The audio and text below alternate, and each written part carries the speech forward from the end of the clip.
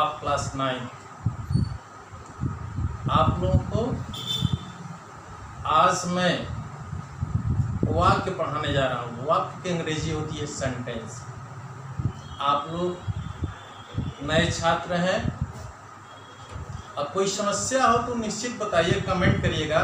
Class over हो तो उसके 15 मिनट बाद मेरे प्यारे बच्चों, माय डियर स्टूडेंट्स, निश्चित कमेंट करना कि आपका क्लास कैसा रहा।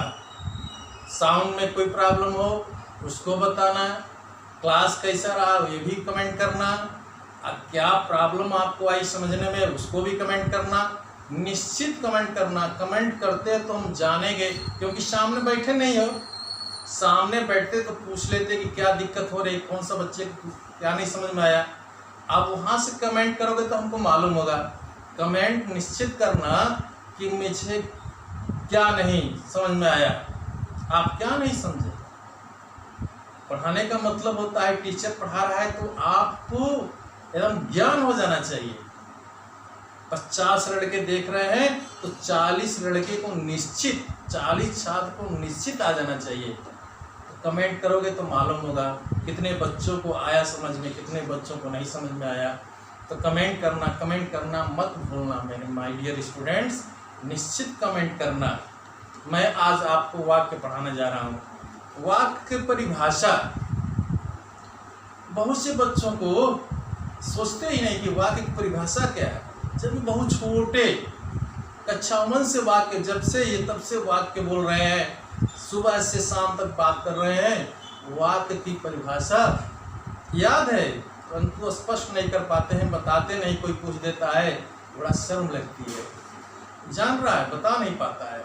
जिससे कोई शब्द पूछता है, शब्द की परिभाषा बताओ, शब्द किसे कहते हैं, तो शब्द की परिभाषा होती है अच्छा, जैसे ज लिखती है यहाँ पर, ल लिखती है, इसको पूछा जाएगा तो बताओ कि अक्षर लेटर। परंतु जैसे इसको एक साथ मिला दोगे, जल एक शब्द हो गया जल।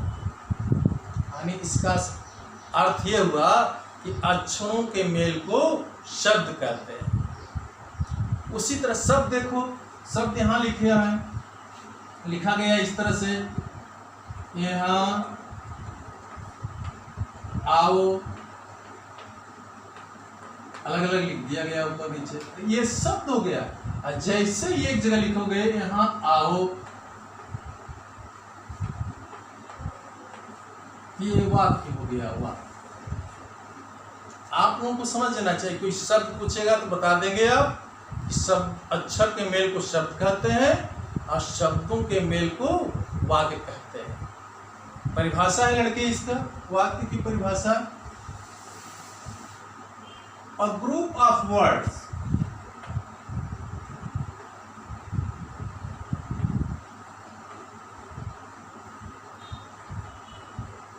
which makes or complete sense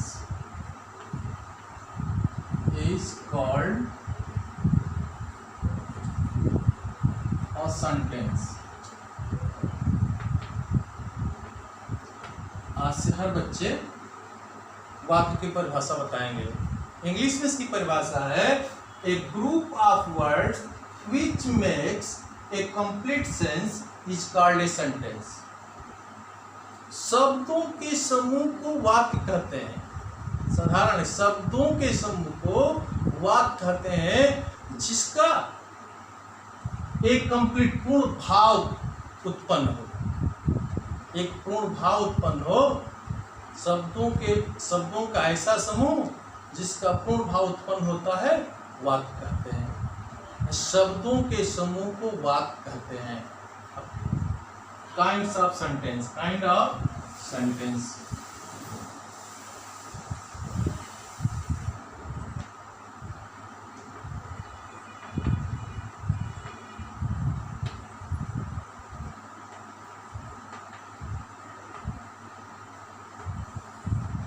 वाक्य के प्रकार।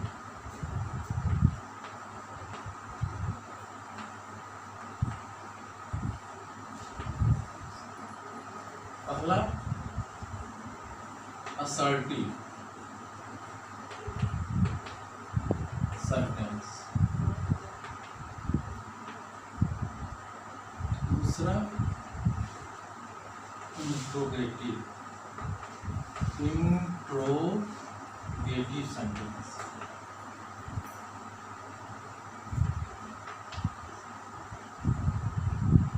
थर्ड इंपरेटिव सेंटेंस,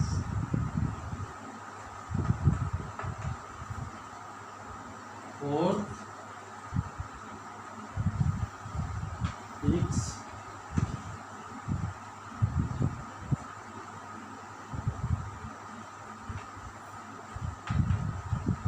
सेंटेंस, पांचवा है optative sentence, OPTATIV, optative sentence. अब पहला देखो असर्टिव सेंटेंस,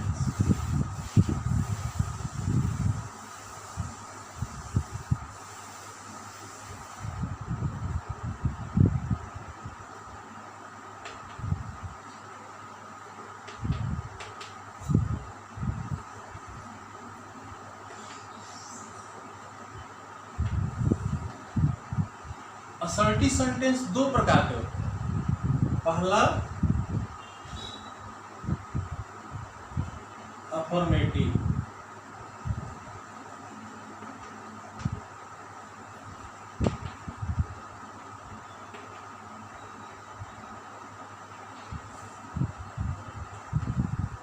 दूसरा निगेटिव।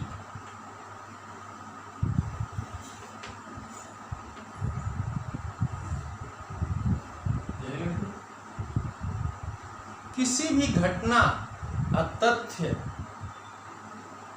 का बोध हो, स्वीकारात्मक बोध हो, उसे अफर्मेटिव सेंटेंस कहते हैं। किसी भी तथ्य या घटना का स्वीकारात्मक बोध होता है, उसे अफर्मेटिव सेंटेंस कहते हैं। जैसे कोई घटना, कोई सेंटेंस है, वह गांव जाता है,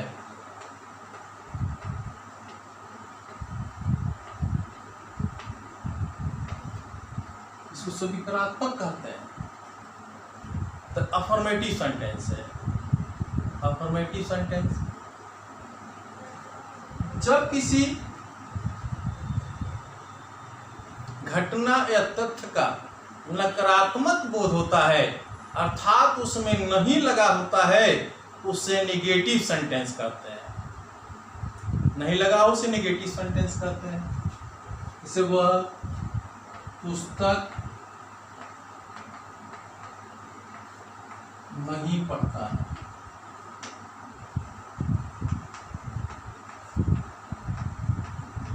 जिस वाक्य में नहीं लग जाए तो समझो कि वो नेगेटिव सेंटेंस है। सेंटेंस जानना है लड़के, सेंटेंस का ग्रामर में बहुत ही उपयोग है।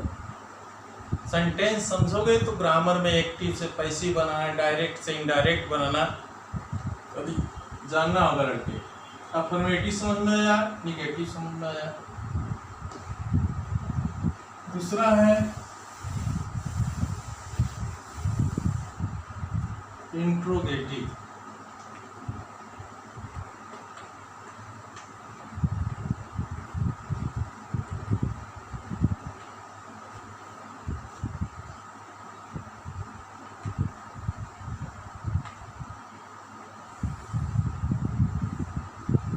जब किसी वाक्य से प्रश्न पूछा जाता है, उसको इंट्रोगेटिव सेंटेंस कहते हैं। इंट्रोगेटिव सेंटेंस भी दो प्रकार के होते हैं लड़के। एक पहला होता है लड़के हेल्पिंग वर्ब से शुरू होता है। हेल्पिंग वर्ब जो है लड़के टेंस में देख तो is, am, are, was, were, do, does, has, had, will, shall।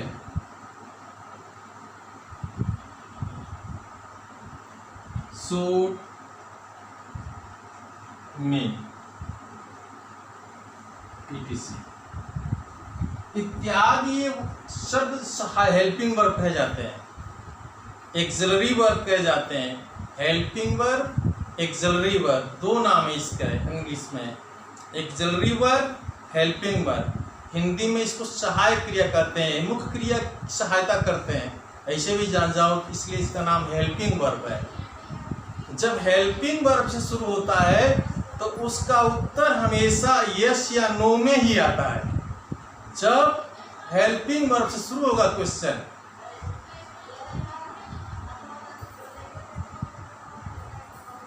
Helping verb से शुरू होता है तो उसका उत्तर हमेशा यस या नो में आता है। जब भी प्रश्न पूछा जाएगा हेल्पिंग वर्ब से तो आदमी उसका उत्तर यस या नो में ही देगा।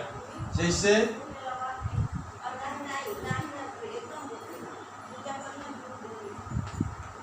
Are you my friend, question हो गया, क्या तुम मेरे मित्र हो? तो बोलोगे हाँ या नहीं, मैं आपका मित्र नहीं हूं। हमेशा हेल्पिंग वर्ब से जब भी प्रश्न पूछा जाएगा उत्तर हमेशा यस या नो में ही आता है। अब दूसरा प्रश्न होता है शुरू लड़के,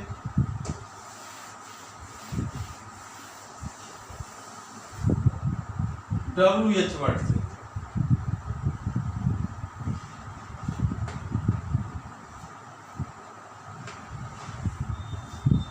What, where, when, why, who इत्यादि ऐसे शब्दों से प्रश्न पूछे जाते हैं जिसका कुछ न कुछ रीजन उत्तर होता है लड़के। तो दो प्रश्न हुआ लड़के, एक हेल्पिंग वर्ब से शुरू होता है, एक WH। व्हाट माने क्या जानते हो लड़के, वेयर माने कहाँ, जो बच्चे नहीं जानते होंगे लिख लेंगे, वेयर माने कहाँ, वेन माने कब, वाई माने क्यों, हु माने क्यों, इत्यादि शब्दों को जानना है। इससे प्रश्न पूछे जाते हैं और सहायक क्रिया से प्रश्न पूछे जाते हैं। अगला है लड़के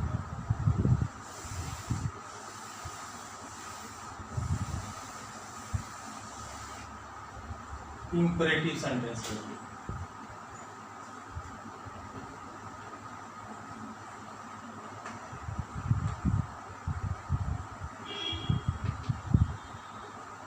इसको हिंदी में कहते हैं लड़के आज्ञा सूचक वाक्य।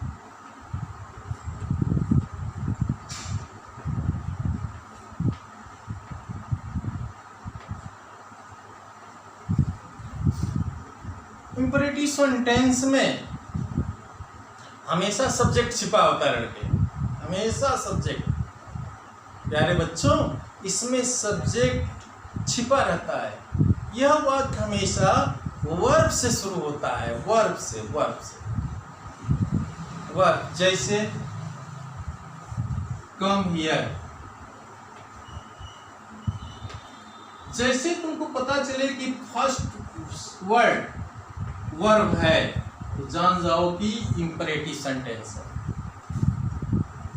किसी लड़के को दिक्कत हो कि वर्ब है कि नहीं है, तो इसका भी यदि थोड़ा है फार्मूला, इसका हिंदी निकालना, कम माने आना, गो माने जाना, रीड माने पढ़ना, स्लीप माने सोना।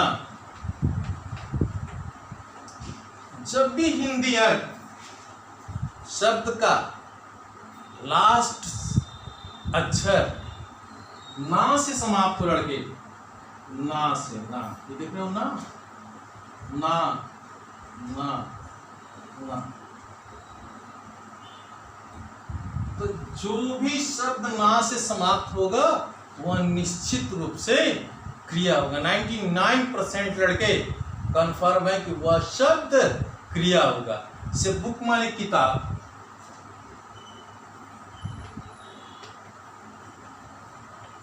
किताब, देखो ना से समाप्त नहीं हो रहा है, तो ये वर्ब नहीं है, वर्ब नहीं है। स्कूल, स्कूल माने विद्यालय, ते ना से नहीं समाप्त हो रहा है, तो वर्ब नहीं है। जिस शब्द का अर्थ ना से निकले समझ जाना कि क्रिया है। क्रिया से जो वाक्य समाप्त हो शुरू होगा वह वाक्य निश्चित रूप से इंपरेटिव सेंटेंस होता है। इसमें आज्ञा, सलाह, विनती का बोध होता है, उसे इंपरेटिव सेंटेंस कहते हैं, आज्ञा सूचक वाक्य कहते हैं। लास्ट है लड़के,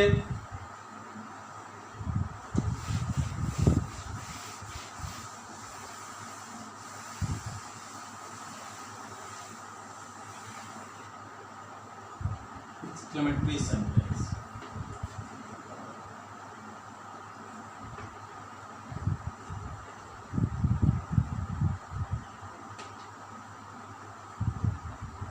विस्मय बोधक वाक्य, विस्मय बोधक वाक्य। विस्मय, विस्मय माने आश्चर्य होता है, विस्मय बोधक वाक्य। इसकी अंग्रेजी में परिभाषा होती है सडन फीलिंग ऑफ हर्ट, अचानक हृदय में भाव उत्पन्न हो जाता है। जैसे कोई अच्छी चीज देखते हो, फूल देखते हो, तुरंत निकलेगा मुझे, अरे कितना बढ़िया खिला है, यानी आश्चर्य हो रहा है, कितना बढ़िया खिला है, तुरंत बोलोगे। कोई लड़का अच्छा पेन लेकर के आया, शर्ट पहन करके आया, तो दिमाग में आ जाता है, कह देते हैं हम लोग, कितना बढ़िया पहना है यार, कितनी अच्छी पेन खरीदा, ऐसे बोले, अरे सब निकलेगा, अरे सब, अरे कितना बढ़िया पहना है, कितना अच्छा पेन खरीदा है। तो ऐसे वाक्यों को एक्सक्लेमेटरी सेंटेंस कहते हैं। एक्सक्लेमेटरी सेंटेंस विस्मय बोधक वाक्य कहते हैं। ये दुख में होता है, प्रसन्नता में भी होता है, और साधारण आश्चर्य भी होता है, आश्चर्य भी होता है। ऐसे वाक्यों को एक्सक्लेमेटरी सेंटेंस कहते हैं। अलग अलग पहचानना होगा, होमवर्क आपको दे रहे हैं, इसको कर लेना, पहचाना कि वाक्य क्या, उस वाक्य के आगे लिख देना कि अफर्मेटिव है, निगेटिव है, इंपरेटिव है। पहला वाक्य लड़के, bring a glass of water.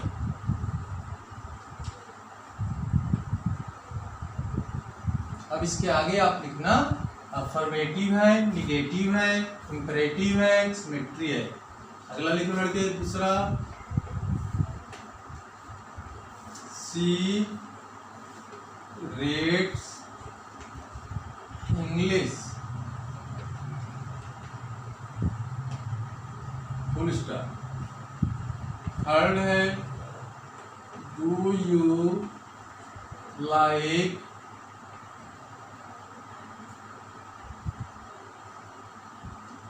Online class.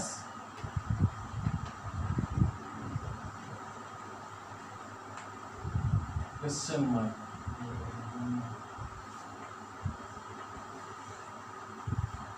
Why does she read a story?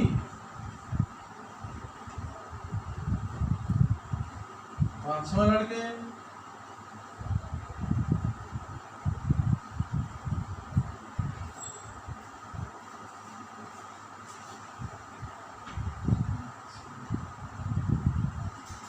they do not sleep in the day।